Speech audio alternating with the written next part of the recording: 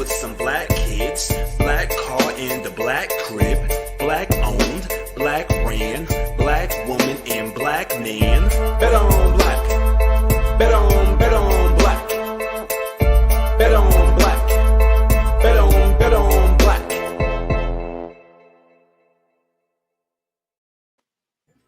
Folks, it's October, and a lot of things happen in October. The pumpkins reach their full potential for y'all's pies next month. We have a certain holiday that has more or less tickled people's ire, but we won't mention his name here today. It has 31 days, 31 like Baskin Robbins, and one of my favorite holidays, Halloween, because you get to dress up as whoever you want and no one can judge you. And especially in a particular world, you dress up as one of your favorite characters from anywhere in the realm of fantasy or sci-fi. And depending on how you look and how you bring that character to life, you have separated yourself from being someone that just put themselves up for Halloween, or the common word in that upper echelon of elite cosplay. So this is Kid Gravy. This is Bet on Black. You know how we do it here. Everything is positive. And today we're going to represent Halloween. Today I have on a very popular cosplayer. And yes, as you can see when you see the audio, she is Nubia, not Wonder Woman. Nah, yeah, I gotta correct you on that actually. I'm sorry. I gotta correct you on that actually. I'm so sorry. I wanna specify this though. We're gonna go ahead and start early. Okay. I wanna go ahead and say Nubia has a very specific costume and hairstyle. So it's a little bit frustrating when my very obvious Diana cosplay is called Nubia, only because like I plan to make a Nubia costume, but the only thing that qualifies my Wonder Woman as people saying it's Nubia is purely because I'm Black and not based on the actual costume details and stuff, which I'm very, very particular about. Okay. So I do want to make that correction. Folks, I'm allowed to be wrong here, and I apologize. I'm sorry. I like Nubia. I'm sorry. Oh, no. And I like Nubia, too. I like her design. It's really cool. Yeah. So that's why I say that there's a distinction, because when I do the costume, I want to do it right. And and like I said, I'm very particular about details. And I want to make a point that, you know, one of the things that I always put forth is that, you know, when you do cosplay, you can be whoever you want, regardless of what race you are. And sometimes it gets a little frustrating when people mistake my Wonder Woman costume, because if I was any other person wearing the exact same costume, exact same wig, all the details were exactly the same, no one would mistake me for a different character, right? It's purely based on my race alone and not the actual details and attention that I put to the costume. So it can get frustrating. Folks, again, I apologize to the guests, and I apologize to y'all, because that just shows some of my ignorance when it comes to cosplay.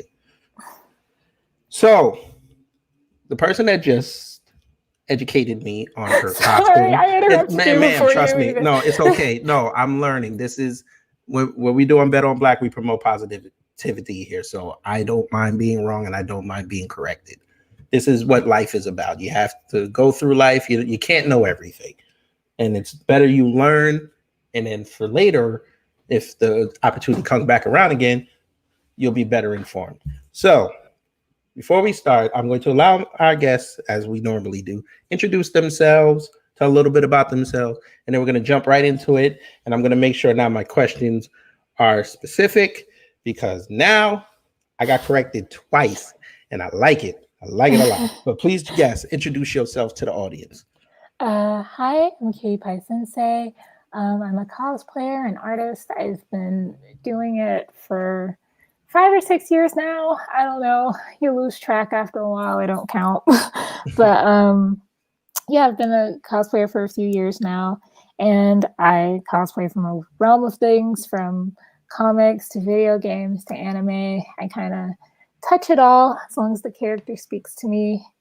And yeah, it's a thing that started off as a hobby, and it's still a hobby, but it's kind of grown into this weird nebulous thing where it's almost a job too. So yeah, it's pretty neat.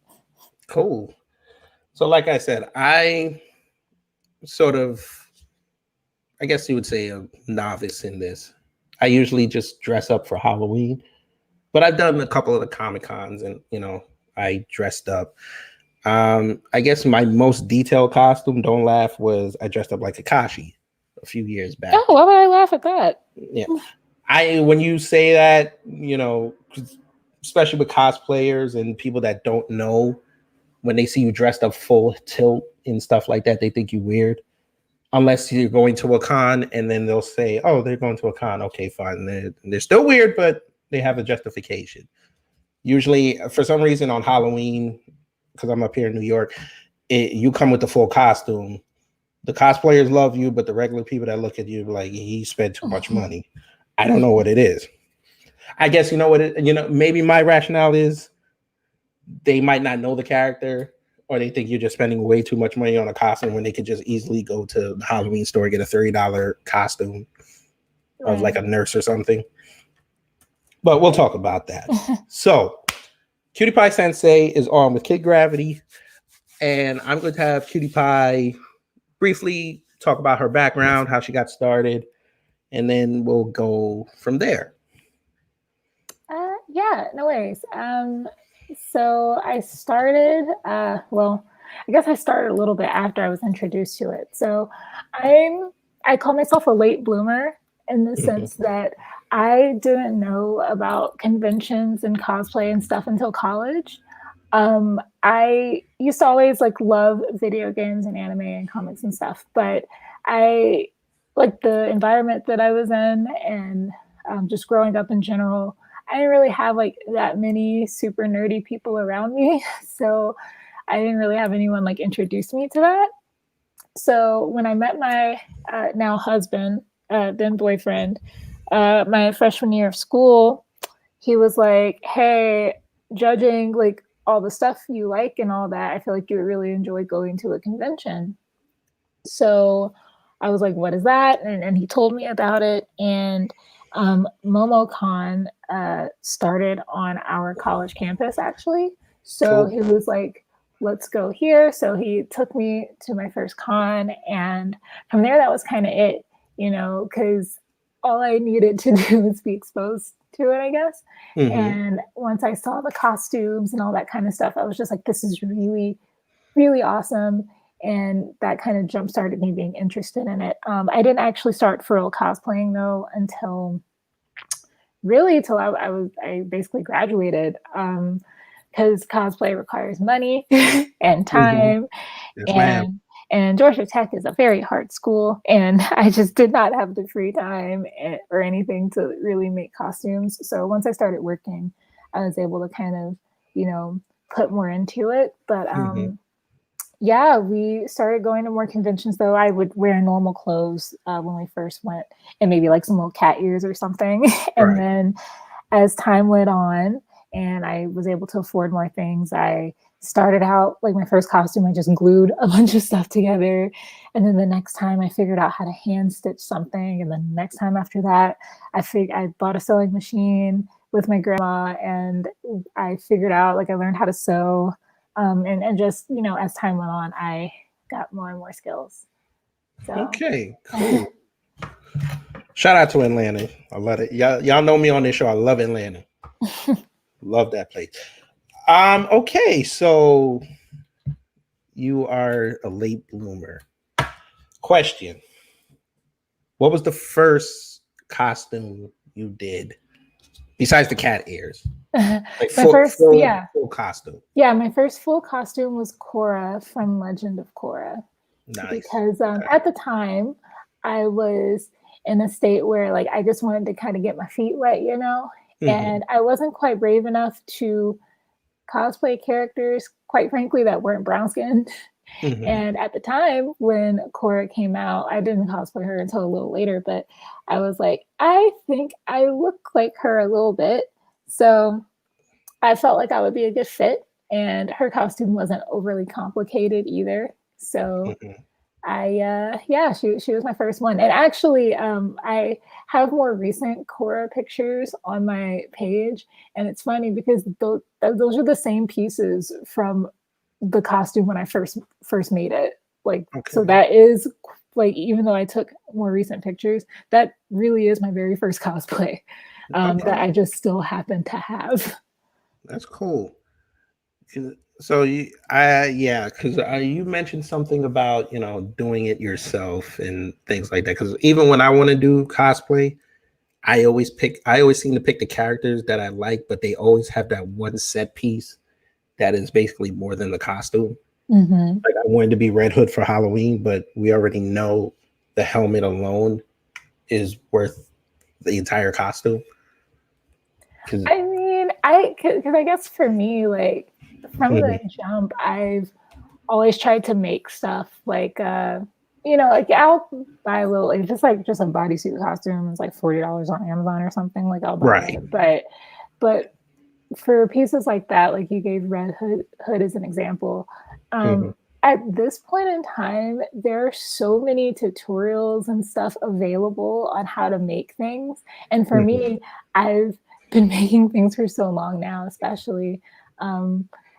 It's not like, how do I say this? I have so many tools and supplies now that most costumes aren't crazy expensive anymore. So I have enough materials to make things. And even then, like a sheet of foam isn't crazy pricey. And for most projects, if you're trying to like build an armor piece or something, if you have a good knife to cut things, if you have some contact cement and some glue, contact cement and glue, sorry, some contact cement and some foam, you can pretty much make like most things. So I think cosplay, even the more complicated pieces, I think it's becoming more like accessible. So you're saying basically with cosplay, it's more DIY than just buying a bunch of stuff. Well, cosplay is what you make it, right? So I'm not saying that everybody has to make stuff. Some people spend a whole lot of money and commission people to make things for them. Some people buy more mass-produced things. Like, it's really what you make it. But I have to be honest in my bias a little bit for preferring, like, when people do the whole DIY method and make it themselves, just because, part of the reason why I love cosplay so much is the craftsmanship aspect. Or even more than just like wearing the costume and being a character. I do have a real appreciation for being able to make some of these pieces. Cool. Because you're right. Because I do 1 year, I want to dress up like John Henry Iron Steel and like actually have like the heavy armor head to toe. But I know I'm not that creative. So I know I'm going to be probably commissioning somebody to make most of it, but I'm going to put my personality into it. And hopefully it won't preclude me when I have to go to the bathroom. It probably will. I might have to get something installed in there because I'm not taking all that off. I'm gonna be honest, like when it comes to costumes in general, most of my costumes I cannot pee in. I have to take off like half the thing in order to go to the bathroom. Luckily, I at least, when I'm at conventions, I know, like, I don't know how my body knows it, but I've never had an issue where I've had to like pee while I'm at a con, so I have to like take everything off and be in like those hotel like bathrooms. I haven't had to do that, thankfully. Usually when I go to take it off, I have to take off. I'm just taking off the whole thing regardless. So your body gets used to it. They're like, oh, we're it's go time. We're putting on a show. Don't. So let me guess, when you see the food carts, you just skip it until the end? I eat. I don't probably drink as much as I should, but I do eat. Okay. All right. Not as much though as like because some costume, it's just hard. So by the time I'm like ready to eat a meal, I'm taking the stuff off at like the table and all that anyway. Like every time we go to Dragon Con, for example, it's like a tradition at this point where we eat at Hard Rock Cafe, right? And every time we get to that table, it's a good 5 minutes of me just taking stuff off so I can sit down and be comfortable because I'm just trying to focus on being comfortable. Yeah, because I could just imagine like some little kid passing by or some little girl passing by and you were in your Wonder Woman costume and she's like, Mommy, it's Wonder Woman. And you're like, I'm really about to eat this burger, right? Oh, no, people ask anyway. I'll be like, half my costume is off and people be like, oh my God, can we get a picture with you? And I'm like, I'm not wearing the whole costume right now and I'm eating. And then they'll be like, okay, can we get it when you leave? And then it's like every time. Yeah. And it's like, then you see them like watching you out like the corner of your eye. And so you have to make sure like when we're leaving, I have to put all the stuff on. It's like, oh, all right, now who are all the people that asked for my picture while I was sitting down and eating? All right, here we go. That sounds like an adventure. I'm really used to it now. I'm just used to it. I think that happened to me one time when I was Kakashi. Like a bunch of like drunk college kids wanted to take a picture with me. And I was like, oh, okay, fine, whatever. By the way, never again, because I don't wear contacts and putting in those Sharingan contacts hurt my eyes for at least a day after I took them out. So really, I guess it's hard for me to, because I hear people complain about contacts all the time and I wear contacts every day to see like in general. So for me, it's like nothing to pop them in. Right. But I will say that like when I first got contacts, I think I was in 10th grade or something. Like when I first got my contacts and transitioned from glasses, it used to take me like an hour to put the things in my eye. It's just touching your eye is not like a natural thing.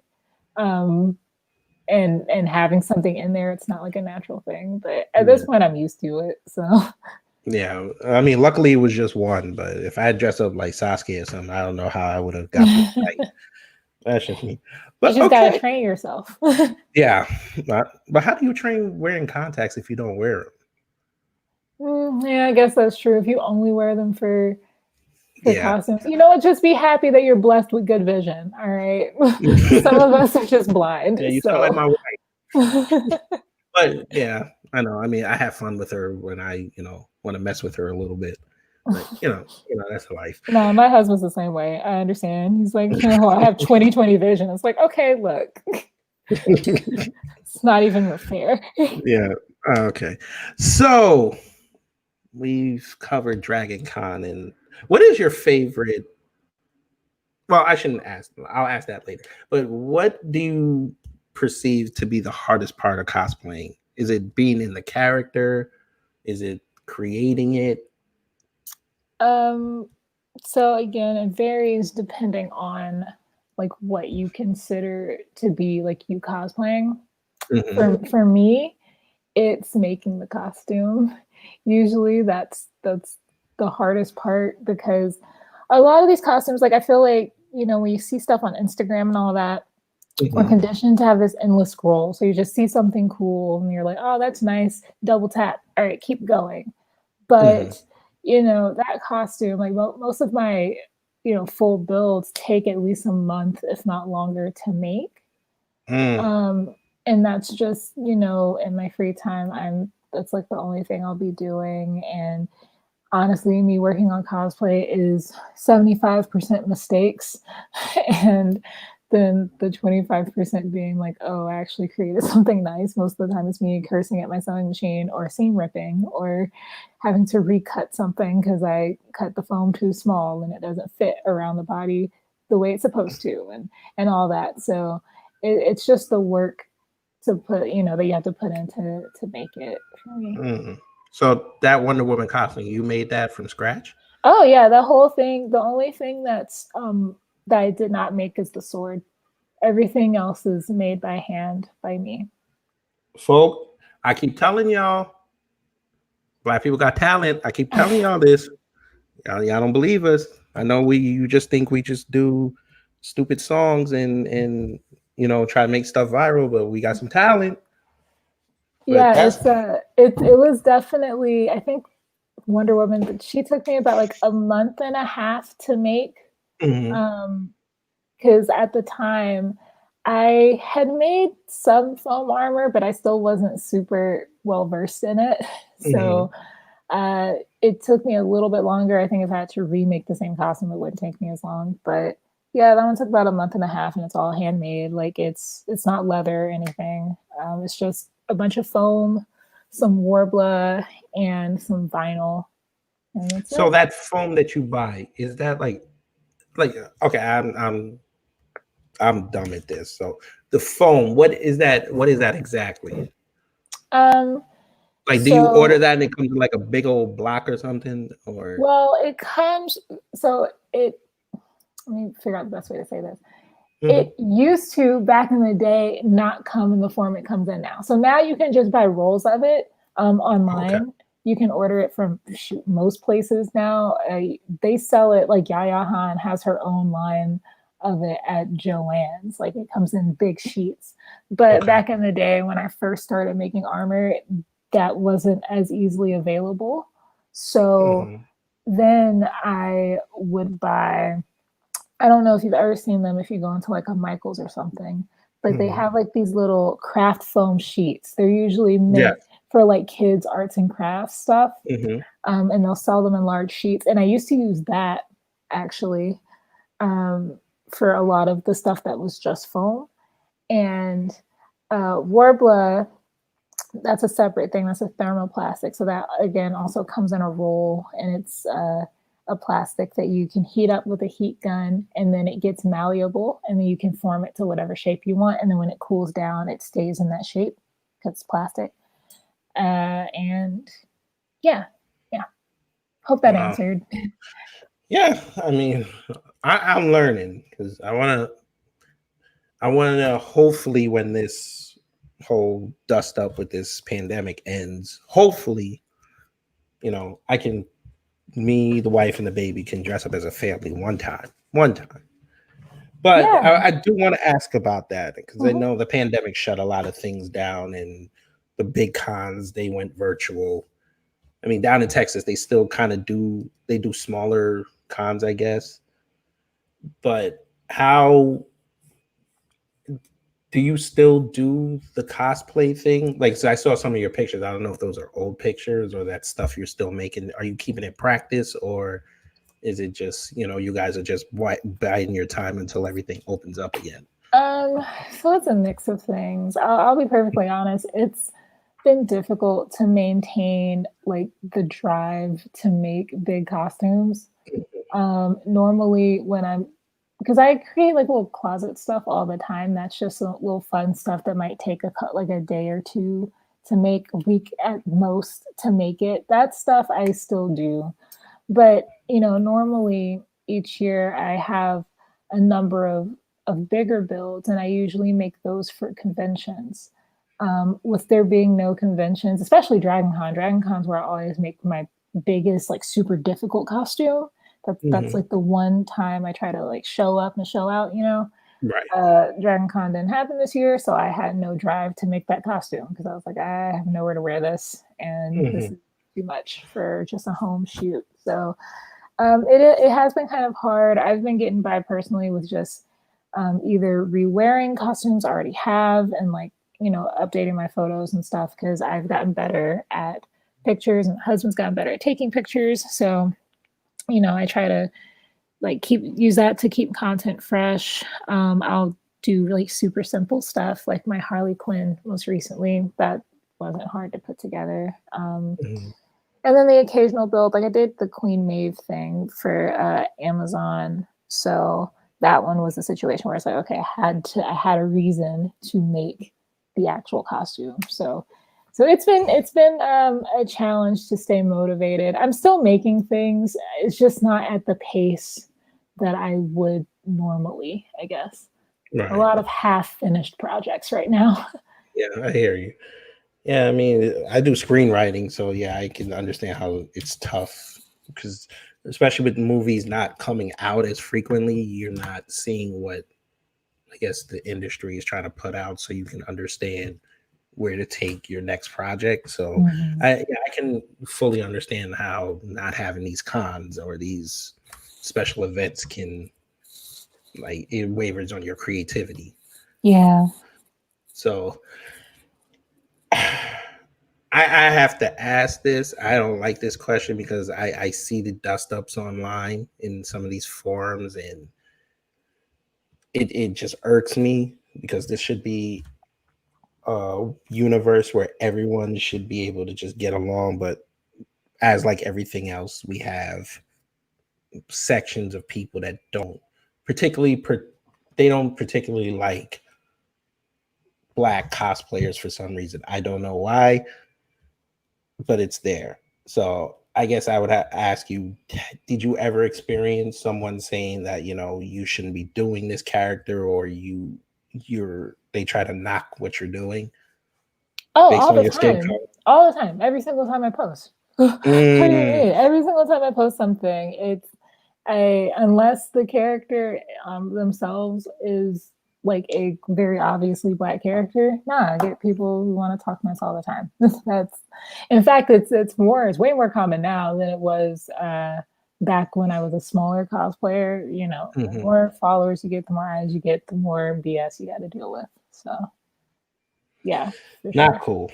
Not cool. It's supposed to be a safe space, guys. It's all about fantasy. You're supposed to suspend disbelief when you put on costumes. It's okay. Because we see it in the anime world too. They don't portray us too well, and then everybody else sees it, and they're like, "Oh, why didn't you just be the dude from Dragon Ball with the big lips that was black that fought Goku?" I'm like, I'd rather be Piccolo this year, but you have that. Have fun. But Yeah. you can't tell them they can't be. You can't tell them they can't be this character because that character was obviously made in Japan. But you know, Yeah, it's really frustrating. And at the end of the day, like obviously it all boils down to racism, but you know, it is what it is. I as sucky as it sounds, you almost have to just learn how to get a thick skin. And I talk about this, you know, occasionally even on my platforms, but it just kind of comes with the territory. People are very closed-minded. For me, the example I actually give when talking about this stuff a lot of time, and why I don't understand why people say stuff, is as simple as like, if there was somebody, like you have like a kid or something, and it's a little black girl and she was dressed as Elsa for Halloween, you wouldn't sit there and tell her, hey, you're wrong, you can only be Princess Tiana and that's it. Why are you dressed up as this specific princess? Like, because obviously the little girl's like, I'm dressed as Elsa because I like Elsa and she has ice powers. And it's very, very simple. Like, again, it's not that serious because it's just a costume. So if you're not going to do that for like someone just dressed up as a character that they like on Halloween or something, why do it to a cosplayer? Because you know it'll make you an asshole if you said that, you know, to anyone else on Halloween. So like, I don't know why people feel the need to do that. But also, I think we're in a world where with social media, people just can't help but to blurt out the first thing they think. People don't think about things before they write them. Because I've literally just had people go on my page on a post or whatever that I've made and just be like, black. And that's it. Literally, their comment just says black. And that's all they said. And it's like, wow, it's like Tourette's, but online. Yeah. That's we have a special group of people in this world, don't we? There's a lot more of them. I think I'm going to make a movie called The Triggered. But, you know. So, I'm surprised they haven't made a cosplay movie yet. There used to be a show, a competition show. The one on Sci-Fi? Uh-huh. Yeah. That's the only thing I know of for sure that's been like media. I think you guys would be very receptive to a cosplay movie. So like knowing them in Hollywood, it'd be like some poor person trying to get to the top. Because everybody likes a good underdog. Yeah. Depends on the premise. Could be cool. Yeah. But hey, you know, cosplay is fun. And like you said, it's fun, but you know, you have to be dedicated. Yeah. If you're not dedicated, it does show up in your designs, and then, you know, people start, like you just said, critiquing every little thing. You'll get the math whiz that says one of your Wonder Woman, one of the blue parts are a couple inches off. Yeah. You just got to be well, part of it is you got to be mindful of what your goal is with cosplay, right? Like if you're purely just doing it for fun and you're not trying to get negative backlash or anything, the only way you can pretty much guarantee that is just by not posting online and just leaving it to, you going to events and cons and stuff and wearing it there. Because no one will be brave enough to say some stuff to your face. No one's ever brave enough for that. So, well, if you did wear that Wonder Woman, I think they see the store, they might try to roll the dice if that sword is really real. Plus, you have your husband there, so people ain't brave when it's two people. They're not brave. Yeah, I've never had anyone try me in person. That's good. I mean, I did see a couple fights in New York Comic Con. I did, but it's usually over something stupid. But as we said, this realm does have its stupid people. Yeah, but that's everywhere. Every niche, everything has stupid people. So it's to be expected. So, Cutie Pie Sensei, does she celebrate Halloween? Yes and no. I'm not the type of person that like specially creates something for Halloween. I'm not the person that really decorates my house or anything for Halloween, because I know some people, they go like, oh snap, I want to buy the 12-foot skeleton and have all the pumpkins and stuff. It's not my thing. I'm a Christmas decorator. I don't do Halloween like that, but I do normally for Halloween, I do like it for purely like, well, I guess it's COVID this year, so it's a little bit different, but purely for like going to Halloween parties and just dressing up and hanging out with friends. That's the only thing I really do. This year we're just chilling at home. Maybe we'll watch a movie or something. And that's kind of it. And eat candy. Okay. Now, which movie? Are we going straight horror or we go unconventional? We're gonna watch like probably a superhero movie because I don't mess with horror movies. I do not do scary movies at all. I don't see the point of getting scared on purpose. Why would anyone want that? That doesn't make any sense to me. That's interesting. I don't do horror. So I've never been the person to like super spooky things because I know myself, I'm super creative. I get nightmares and they will stay in my head and give me nightmares for at least a few weeks. So I'm just like, no, I'm not going to expose myself to that. So, okay. Ain't nothing wrong with that. But hey, a good scare every now and then cleans out the blood. That's good for y'all. Okay, folks. Once again, we're on with Cutie Pie Sensei, very big cosplayer on IG. You can find her at Cutie Pie Sensei. Just put in the first 8 letters, and I'm sure she'll come up. Yeah, usually if you just type in Cutie Pie, I show up. Yeah. Are you the first one? I think so, actually. Everybody want to use Cutie Pie. It might be like 10,000 profiles. I'm just saying. I'm pretty sure I'm the first Cutie Pie. Because even if you type it in Google, I think I'm like the second person. Cool. Now, have you ever had fake pages? Oh, all the time. It's very frustrating. All the time. I think you've made it. I think that's how you made it on IG, when you have a bunch of fake pages. It's frustrating. And then the worst part about it is that I always have to find out from someone else because the fake pages will block me. So I can never find it because I'm just like, oh, okay. So y'all know you're doing something wrong because I can't even find your page. But other people will be like, hey, this page tried to like I have a private account and they tried to add me. I think they're trying to be you, and they'll have all of my pictures up and yeah. Yeah, because the first person we interviewed on the show, Stormy Maya, she kept for I think it was 2 weeks straight. She kept just asking people to report fake pages, and it was I think it was up to 30. Ooh. I don't know how many you've had, but not that many. What do you think it would help if you got a blue check, or that Probably being verified does help a little bit, but I mean, being verified, that in itself is hard to get. True. So you have to be either lucky or nosy. Is your name copywritten? I guess that would help a lot. That would help a lot. But see, the thing is, what people will do, because you can't prevent people from doing like cutie _ pie _ No, I understand that, but if it's your pictures and you copyright it to that, it would help. So if someone does put it up, you can threaten legal action. Well, no, yeah. The blessing is that currently I'm signed with an agency. There you go. So cool. It's their job to at this point. It's like cool. I can just tell them. Wait, you got minions? So Cutie Pie Sensei has minions. She has students.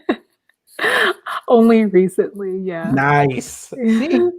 See what happens when hard work and talent pays off. She has students that scour the internet and tell her take our master stuff down, and we're gonna get the team on you. This is awesome. See, told y'all, Black people got talent. That's gonna be the mantra for this. I've been thinking of a tagline for this. Black people have talent. I mean, that's great and true. Yes, ma'am. So this has been a fun interview, but before you go, we like to do this thing because I have 2 podcasts. I have this one, and then I have one where we do, the sports and the politics and everything. But we also have this game called 10 Random Questions where we ask our guests, 10 questions, nothing crazy. It's just to help the audience get to know your personality better because a lot of you guys that post on IG and social media don't really do a lot of lives like that, or you might or you don't, but you don't let people know what you like by choice. You don't have to do it, but we like to ask, I guess, if they would like to play. So yeah, that's fine. I'm pretty much an open book. I answer questions and stuff. It's all good. Cool.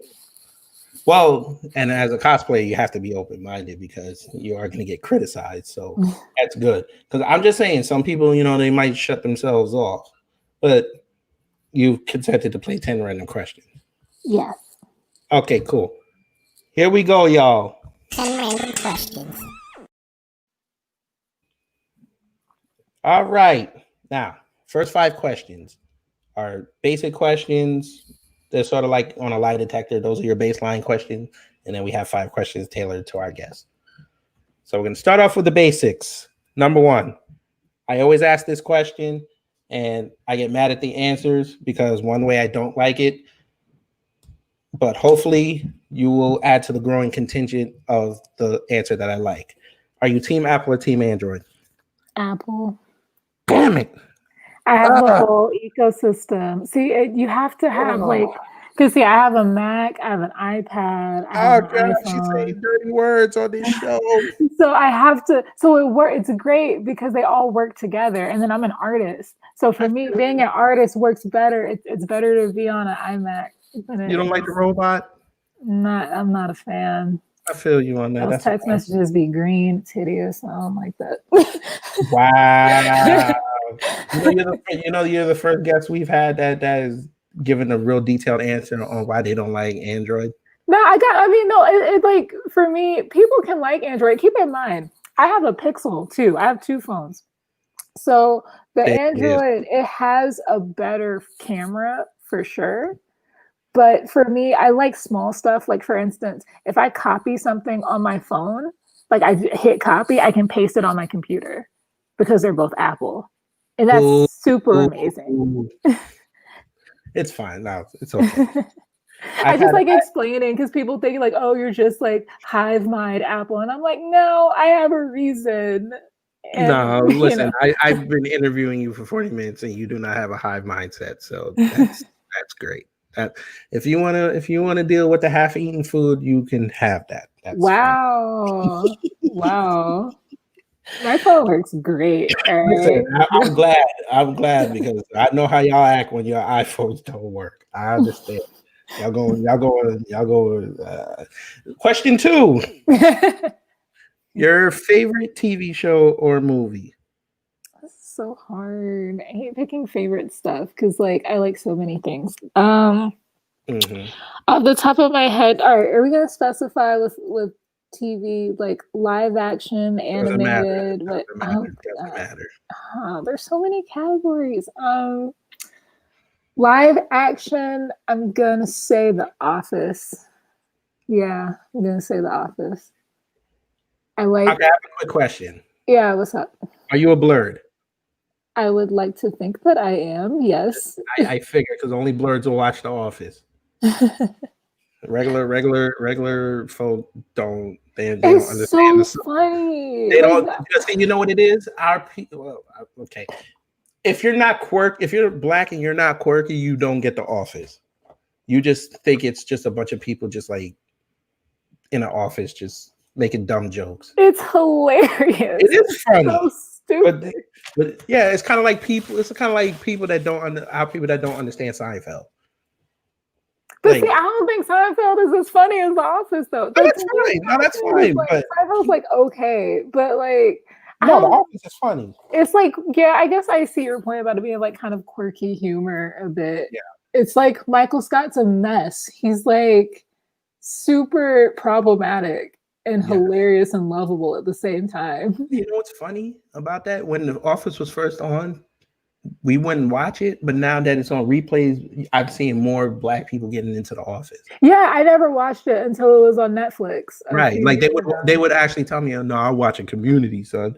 No, Glover's the king." But then I start saying, like, "Your Office is hilarious." I don't like Community as much. People keep talking about how great. It was weird. Yeah, like people keep talking about how great Community is, and I watched the first season, and I'm just like, I don't see it. Yeah, I mean, I'm more Parks and Rec, but I understand. Parks and Rec is good. Yes. That like made me cry by the end of it. It's so good. Yeah. Okay, Blurs unite. Let's go. Okay, number 3, go-to music genre. Okay, very specifically, it's 90s hip hop and R&B. Like I don't really listen to a lot of current stuff. Every now and then I'll pick something up. Will you please say it again for the people that have tinnitus in the back? I primarily listen to 90s hip hop and R&B and like early 2000s. That's like it's the best time for hip hop and R&B. And then now, I mean, like music is good now, but it's just different. It just doesn't hit the same. And even like R&B currently, my issue with it is that it all kind of feels like super soulful all the time. Like they're trying to reinvent it. Well, they're trying to bring it. They're trying to resuscitate it. Yeah, but it's all kind of like the same. Like you know how Sade, like her vibe of music used to be. A lot of R&B now is like that kind of vibe, and but I miss. Yeah, but it's like I miss like old Usher type of R&B. You know what I mean? He was moving on the water. Yeah. It is. Yeah, that's my vibe. So that's pretty much all I listen to. I'm just living in the past. All right, I figured. So then you know what my next question is going to be. So who's the go-to musician? Ooh, see. That's hard, like, because there's a difference between what I listen to all the time versus who's my favorite musician of like all time. Because I am a Beyonce stan through and through. She is the one person where I've literally bought every single album, like not for streaming, just download. No, I buy every single album she's come out with. Huh? You bought the physical copy. Yeah, like. I, have every time she's come to Atlanta, I make sure, like my husband already knows, I'm like, yo, Beyonce announced a concert, that savings account, we need to buy tickets. Do you turn your head slowly? And you hit it with the puppy eyes? I don't even have to do that because he already knows. Like the moment Beyonce, he's like, I'm going on Ticketmaster. It's like, you already know, all right, cool. 9:00 Ticketmaster. Make sure your phone is out, the computer is on. We about to fight people for these tickets. You already know what's up. He doesn't. While he was at work, when the tickets go on at noon, and make sure he was on there. I don't have to double check on him. He knows the deal. He already knows the deal. He likes Beyonce too. It's not like I'm dragging him there. Like, okay, hey, listen, hey, That's beautiful. Beyonce don't do it for me, but bless y'all for that. She is I think she's one of those people that's like for me, I don't necessarily think she's the best singer but ever. she can do a show. Like her performances are insane.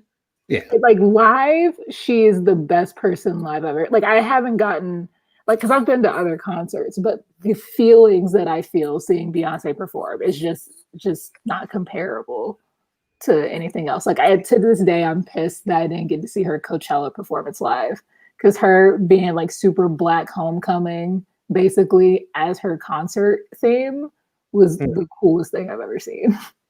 Okay. Did you do the single lady strut? I mean, I know it. It is. Okay. Told y'all she's fun. Black people have talent. Told you this. Okay, you're in a room. You're sitting down at a table. And out of the shadows, a person is being sent in on a chair. And you can speak to them for an hour. Who would that be? I've never even thought about something like that. So it can just be like anyone. Anybody. It can be anybody. It could be an animal. I could talk to Mufasa if you want. Okay. To be perfectly honest, it'd probably be.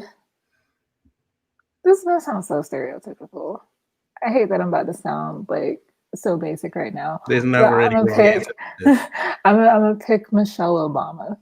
There's nothing wrong with that. I think are you the second person? You might be the second person that said that. But there's nothing wrong with that.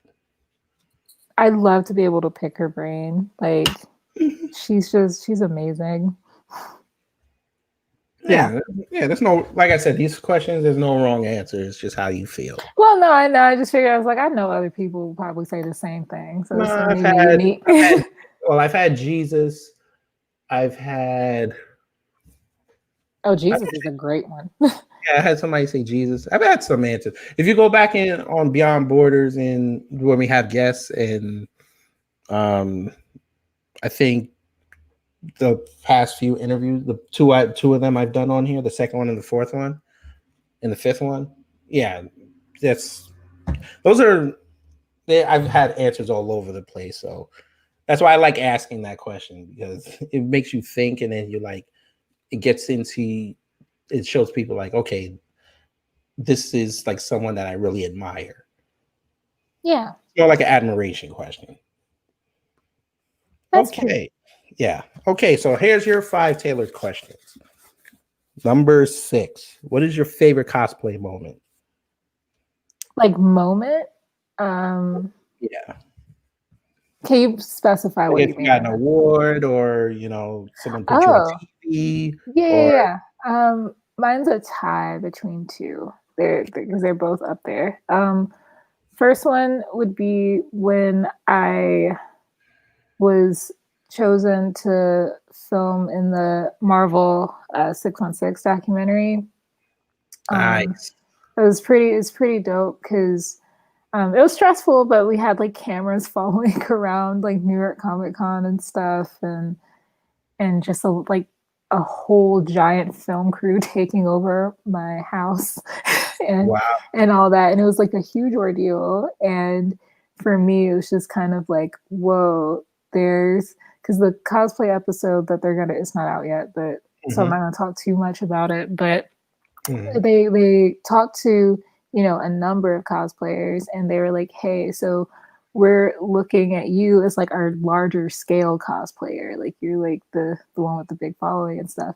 And for me, I just don't really see myself as being that special. So to have like Disney be like, hey, let's talk to you, was pretty dope. So that one, and that's tied with an experience I had earlier this year, literally right before the pandemic hit. I got the chance to be invited to a convention in Australia. Nice. Supernova Comic Con, which was amazing because it's essentially like, hey, we like you so much that we are going to pay for you and your husband to fly all the way to the other side of the world to come like meet people and talk to people and stuff. So that was an amazing experience. I loved, like, that was probably the best time I've ever had, like, doing cosplay stuff. Because I mean, it's freaking Australia. Like, it was amazing. So yeah, those two I think are my favorite experiences. Is it really a 24-hour flight? No, it's not 24 hours. It's so from here to LA, so that took 5 hours. Right. And then, well, actually, you know what? It's close to 24. It's not quite, because from LA to Melbourne was 16. 16. So yeah, we were on a plane for a whole for almost a whole day. Yeah, because next year, damn the pandemic, I'm taking the family to Japan. Japan's easier. Japan took, like, we went to Tokyo last year, and that was 14 hours, I think. 14 or 15 hours. From Atlanta? Yeah. Well, we had a layover. So we went from Atlanta to Detroit, and then Detroit to Japan. So altogether, it was about like 15 hours. That's not bad. No, it wasn't bad at all. It was a pretty easy flight. Yeah. The worst part was having a layover, honestly. If you can get a straight shot, it's easy. How long was the layover? 2 hours, I think. 2 or 3 hours. So just kind of sucked waiting. But yeah, if you can get like one that went all the way there. Yeah, we took the one with the layover though, because each ticket only cost like $500 because we got a really good deal. An amazing deal. So it's like, you know what, that's worth a layover. Yeah, of course it is. Yeah, always. Yeah. Cool. All right. Your favorite cosplay event? My favorite every year is Dragon Con. Dragon Con is my favorite convention ever. I like it because it's not that corporate. I find with the bigger conventions elsewhere, like Comic Con and stuff, they tend to be kind of run by companies, whereas Dragon Con feels very much like a for fans by fans type of event, and it's pretty much one of if not the biggest cosplay focused conventions in the country. So the level of craftsmanship that I see at Dragon Con is unlike any other convention I've been to, and for me being a cosplayer, that's like the thing for me. I go for cosplay. So I just really love, seeing all the costumes and stuff. And I love how it takes over that part of Atlanta. Like, all the restaurants participate. The streets are crowded with people in costumes and stuff. It's amazing. So yeah, Dragon Con for sure. Yeah. Well, hopefully I get to experience it next year because the family and I are moving down there. So. Oh, awesome. Yeah, you'll hopefully you get a chance to go. It's definitely the best con to go to. Be careful though with kiddies, because it is definitely an adult convention. You will see some things, but oh my God. Yeah. Well, I'm just saying, there was to give an example, this was a few years ago. There was a body painted Jean Grey I saw, and like, she legit was not wearing pasties or anything. And I'm like, no, you're allowed to walk around like that. Are we talking? She was like the green with the gold and black emblem on the front. The Phoenix version? Not because I think her Phoenix mode, she's like red. Oh, you talking about the Miss the first one? Yeah. Oh, like, the one with the dress. Well, no, it's a green body. So the normal one, it's like she has the sash around her waist. It's a green bodysuit with a gold and black emblem, kind of in a triangle shape on the front. Okay. You sure that's not the Phoenix one? Well, it might be. No, actually, you know what? You're right. I think it is Phoenix. Okay. Yeah. Bless her for doing that. Bless so her. she had no pasties on or anything, and I'm just like, oh, there are children here. But all right, ma'am. Yeah, especially if you have a kid that's very observant. Yeah, and you see more at like when it gets late. So I can imagine. I know about Atlanta nightlife. Yeah. I get a little crazy. Nighttime, because it's known also as a party con, kind of. So it gets a little crazy. All right, so babysitter, thank you for that notice. I appreciate that. Yeah. All right. One event you would like to be a part of? That's a hard one because for me, like going to cons, I feel like is more fun than being in a con because we have a lot of responsibilities and stuff. Right. It kind of takes away from you being able to just Well, this chill and question be again, it can be anything. It doesn't specifically have to be a con or anything. It can be anything you want. Is it possible to answer if the event doesn't exist? No, that's fine. Go ahead. Okay. So what I really like want to happen and hopes that happens, even though I have no idea if it'll ever happen, is if Netflix ever did like a show dealing with cosplay, basically, like retried doing the whole cosplay competition thing or something. I would love to do something like that. Be a judge. Yes. You better hook up with me on screenwrite. We can Or get that proposal done. I feel like it would be super. It would be super dope. So I don't know. I'm keeping my fingers crossed because I know for a fact that somebody and Netflix knows who I am. You have a big following, so like I said, I do the screenplay thing. I have you on board. We set up a proposal. We get to the right people. Who knows? In 2021, you might get that on there. Maybe it'd be really cool. So that's something that I'd like to be involved in, but it doesn't exist. So yeah. But never say never. Remember, we have a lot of Black people have talent. Yep. Okay, and before we go, last question. Like I said, you have a very big following, and I'm sure a lot of your following are young Black, female, and male cosplayers. What's one piece of advice you would like to give them? People might hate me for saying this, but it's honestly just to do it. I know some people are like, oh, I'm scared. I don't know what to do, how to get started, all that kind of stuff. And I think a lot of people feel that way sometimes because you see so many cosplayers that have large followings, that have these fancy builds and do these crazy photo shoots and all this stuff. And it can be very intimidating. Because I know for me, cosplay, like there were fancy cosplays out when I first started, but it wasn't quite like what it is now. So I would just say, like, don't let that stuff intimidate you. Like the thing is, you can't run the race if you don't even take the first step, right? Like you need to be able to just be like, hey, you know what? At the end of the day, I want to do this for fun. So whether that's buying your first costume instead of making it, or picking something really simple to make and focus on just learning like one new skill per costume, all that kind of stuff, it's just good to go ahead and stop letting fear or anything like that keep you from beginning. Cool. I skipped a question. What's up? I will answer that one too. Your favorite cartoon or anime? Oh, see, so there is a difference between live action because I remember I asked earlier if it could be live action or animated, so that's fine. Let me think. My favorite anime is Haikyuu.